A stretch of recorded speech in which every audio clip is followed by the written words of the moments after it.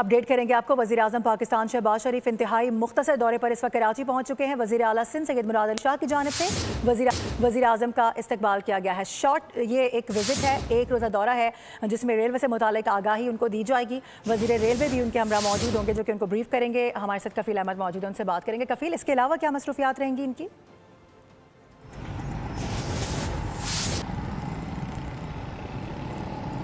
देखिए, वज़ीर आज़म 27वीं तरमीम की कामयाबी से मंजूरी के बाद जो है वो पहुँचे हैं और उसके बाद वो फौरी तौर पर अगर हम बात करें तो कैंट स्टेशन उन्होंने जाना है, जहाँ जो नए VIP लाउंज हैं और उसके अलावा जो शालीमार ट्रेन है और उसका जो दफ्तर है उसको इनाग्रेट करना, और उसके अलावा जो एस्केलेटर जो नए बनाए गए हैं, VIP लाउंज बनाए गए हैं एक फैमिली के लिए और एक VIP लाउंज, उसकी भी इनाग्रेशन जो है वो की जाएगी। और उसके बाद रुकन कौमी असम्बली हैं अब्दुल कादिर पटेल पाकिस्तान पीपल्स पार्टी के, उनके घर जाएंगे जहाँ उन्होंने उनके साहबजादी की जो शादी थी उसकी मुबारकबाद देनी है।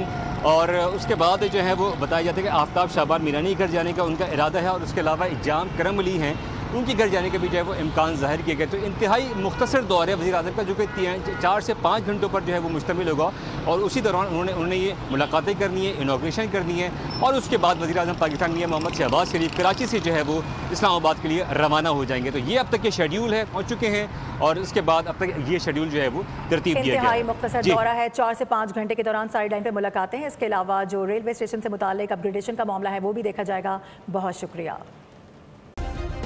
सब्सक्राइब करें और बेल दबाएं ताकि कोई खबर रह न जाए।